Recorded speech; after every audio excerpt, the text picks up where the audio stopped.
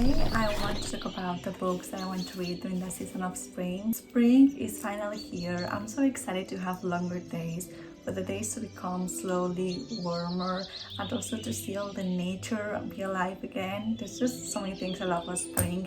Yes, here I have a list of some books that I want to read during this season. Most of them are books that I physically already own, or books that are going to be coming out during spring. And like always, I'm going to leave timestamps in the description box. In case you're not interested in some genres, feel free to skip.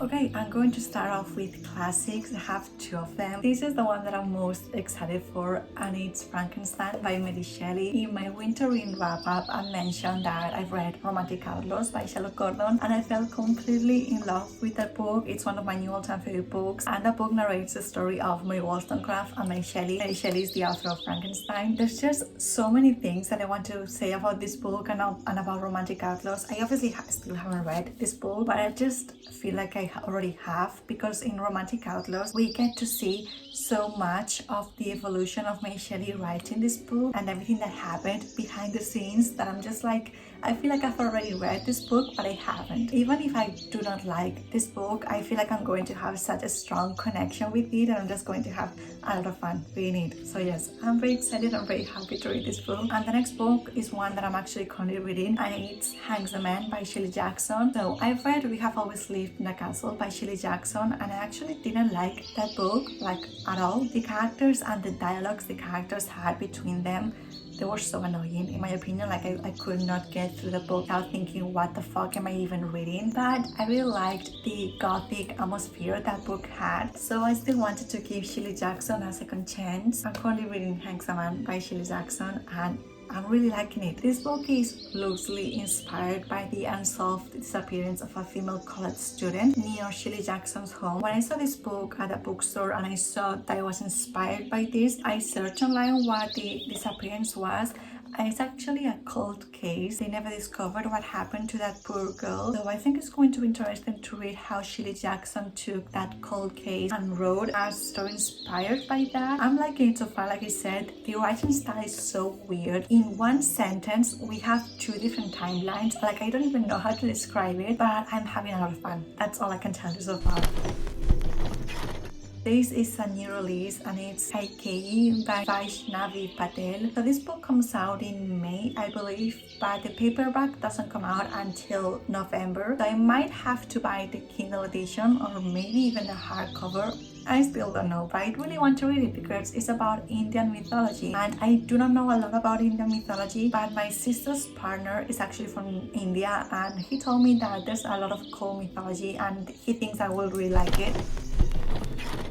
Then for fantasy, I have one book. Now thinking about it, I do not know if it's fantasy or magical realism, but well, it's Gallant by Schwab. I'm also currently reading this book. From the reviews I've read, some people are complaining that all her books are just becoming the same. I've only read one other book by Schwab, so I cannot tell you if all her books are becoming the same because I haven't read her backlist. But without having read her backlist, I can tell you that I'm enjoying this book. I think it's very well written. The writing style is something that's making me daydream so much. It's not too dense, it's not too hard to follow, and the gothic elements in this book remind me of spooky season. It reminds me of spooky season during a time period I wasn't even born in, you know? Like, I don't even know how to describe it, but I feel like I'm traveling in time while reading this book. I don't know why, because I don't even know when this book is based, like the time period. Haunted houses is one of my all-time favorite tropes. I love the trope of a haunted house, so hopefully this book will give me the haunted house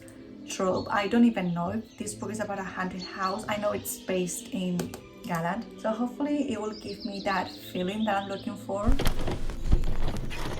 And then talking about gothic horror books, I want to read The Hacienda by Isabel Cañas. This book is said to be Mexican Gothic meets Rebecca. I really liked both of those books. I've read both of these books and I really enjoyed them. It's a suspense novel set during the aftermath of the Mexican War, and it also has the haunted house trope spooky feeling. It's going to be a mix between historical fiction and horror, and I love both of those genres.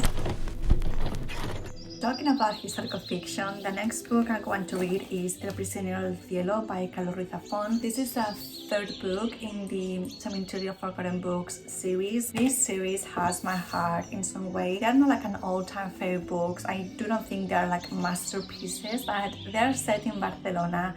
The historical context is always so fun to read about. The magical realism that always have like a gothic horror effect. I always think they are so well done. The first book is obviously so good and I would recommend for everyone to read. But the second book is highly underrated. People don't really tend to continue the series once they read the first one, but I want to do it. I just already know that I'm going to have a good time reading this book. Zafón never disappoints me. My favorite book by Zafón is actually The Prince of the Mist. It's from another series. I do recommend reading that book, and also this book follows Daniel Sampera and Fermin, and my brother is called Daniel and my grandpa was called Fermin. I just love that connection. I think Fermin is a very beautiful name and people don't name their babies Fermin anymore. If I ever have a boy, I will name it Fermin. This book is a prequel, I believe, of We Are Liars and Its Family of Liars by Lockhart. I read We Are Liars years and years ago before I discovered the booktube community. I do not know why I picked it up, but I'm very thankful that I read it during that time because now people hype that book so much, and also everyone says that that book makes them cry. I do not know why. Like I do not think it's a sad book. I mean, obviously it's not a happy book, but it didn't make me cry. I really liked that book. The plot twist, I didn't see it coming, like at all. I didn't know what was going to happen with that story. The narration style was pretty cool. I think that was the first book I've ever read with an unreliable narrator. This book is going to be a prequel to that book. I do not know what I'm going to think about this book. And lastly, for literary fiction, this is a book that I bought last year and I still haven't read it, so I want to prioritize reading it. And it's El Huerto de mi Amada by Alfredo, Bryce, Echenique. He's a Peruvian author, I believe. Yeah, he was born in Lima, Peru.